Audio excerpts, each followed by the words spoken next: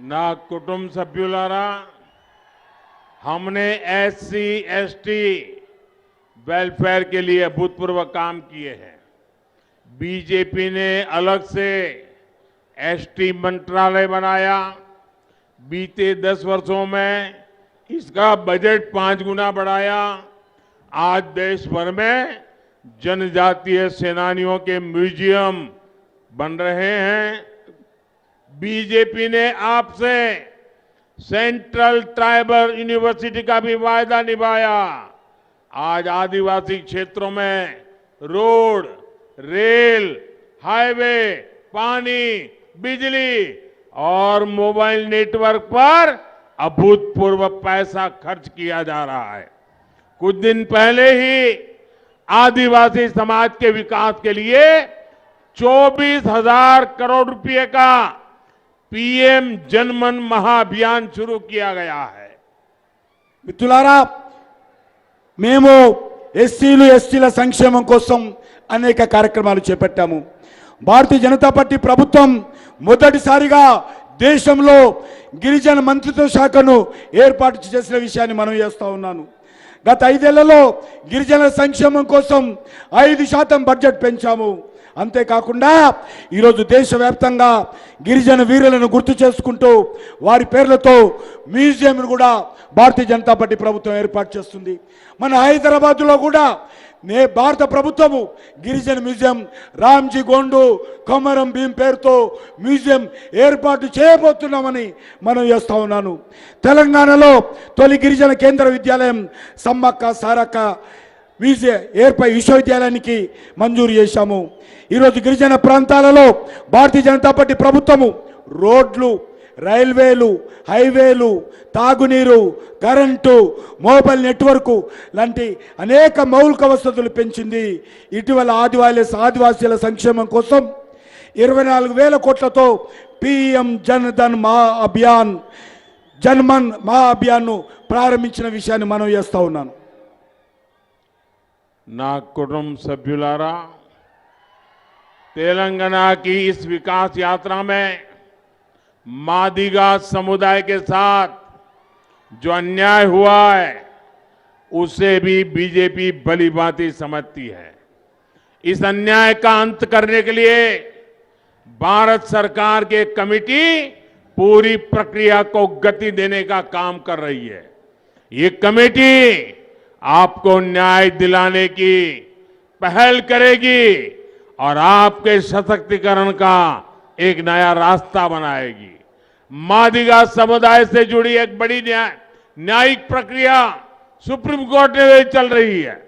ये केस मजबूत हो सके इसके लिए हम हर संभव प्रयास कर रहे हैं।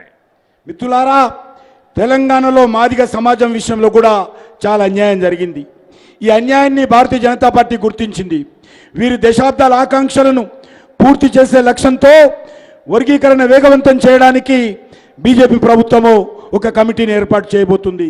ఈ కమిటీ దళితులకు న్యాయం చేయడంతో పాటు మీ సాధికారతను కూడా సరికొత్త దారులు తెరవనున్నది। మాదిగ సామాజిక వర్గానికి సంబంధించి కీలకమైనటువంటి న్యాయ ప్రక్రియ సుప్రీంకోర్టులో ఉంది। ఇందులో కూడా మాదిగలకు న్యాయం జరిగే విధంగా కేంద్ర ప్రభుత్వము అన్ని రకాలుగా అండగా నిలబడుతుందని మనం చేస్తా ఉన్నాను। ना कुटुंब सभ्युलारा तेलंगाना में बीजेपी सरकार इसलिए भी जरूरी है ताकि आपकी जमीन पर कब्जे का खेल बंद हो। केसीआर सरकार यहां धरनी के माध्यम से भूमाफिया के साथ खड़ी है। बीजेपी सरकार स्वामित्व योजना के तहत गांवों में घर और जमीन के ड्रोन से नक्शे बनवा रही है। कोशिश ये कि गरीब एससी एसटी परिवारों को अपनी जमीन और घर के कानूनी दस्तावेज मिले। बीजेपी मी भूमि सिस्टम जैसी नई व्यवस्था भी बनाएगी। మిత్రులారా మీ భూములు కబ్జా కాకుండా ఉండడం కోసం భారతీయ జనతా పార్టీ ప్రభుత్వము మీకు అండగా ఉంటుంది। తెలంగాణలో బీజేపీ ప్రభుత్వం ఏర్పడాల్సినటువంటి అవసరం ఉంది। కేసీఆర్ ప్రభుత్వం ధరణి పేరుతో భూ మాఫియాకు తలపడుతూ ఉంది భారతీయ జనతా పార్టీ ప్రభుత్వము. దేశవ్యాప్తంగా సౌమిత్ర పథకము ఏ రకంగా డ్రోన్ల ద్వారా భూ సర్వే నిర్వహిస్తూ ఉన్నామో అదేవిధంగా ఎస్సీ ఎస్టీ బీసీ పేదల భూములు వాళ్ళ దస్తావేజులు వాళ్ళకు అందించేటువంటి కార్యక్రమం భారతీయ జనతా పార్టీ అధికారంలో రాగానే ధరణి స్థానంలో ధరణిని రద్దు చేసి మీ భూమి పేరుతో ట్రాన్స్పరెన్సీతో అందరికీ న్యాయం జరిగే విధంగా కొత్త విధానాన్ని భారతీయ జనతా పార్టీ ప్రభుత్వం తెలంగాణలో తీసుకొస్తుంది. నా కుటుంబ సభ్యులారా, आने वाले 5 साल तेलंगाना के लिए बहुत अहम है. आपको पता है कि 24 के चुनावों के बाद केंद्र में एक बार फिर बीजेपी की सरकार बनने वाली है.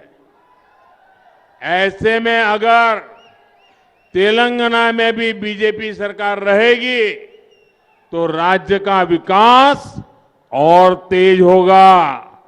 डबल इंजन की ताकत तेलंगाना को डबल ऊंचाई पर ले जाएगी.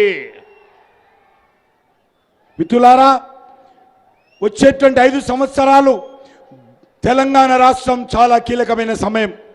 కేంద్రంలో మనం చేస్తా ఉన్నా నేను 2024లో ఏవైతే పార్లమెంట్ ఎన్నికలు జరుగుతాయో ఆ ఎన్నికల్లో ఎవరు వద్దన్నా ఎవరు కాదన్నా భారతీయ జనతా పార్టీ ప్రభుత్వము దేశంలో మళ్ళీ రాబోతుంది. ఇందులో ఏ రకమైనటువంటి సందేహం లేదు. ఇదే సమయంలో తెలంగాణలో కూడా బీజేపీ ప్రభుత్వం వస్తే కేంద్రము రాష్ట్రము కలిసి డబుల్ ఇంజన్ సర్కార్తో ఈ ప్రాంతాన్ని అభివృద్ధి చేయడానికి దేశం ఈ అభివృద్ధిని వేగవంతంగా పరుగులెత్తించడానికి ఉపయోగపడుతుంది. కాబట్టి డబుల్ ఇంజన్ సర్కార్ను తీసుకురావాల్సిందిగా కోరుతా ఉన్నాను.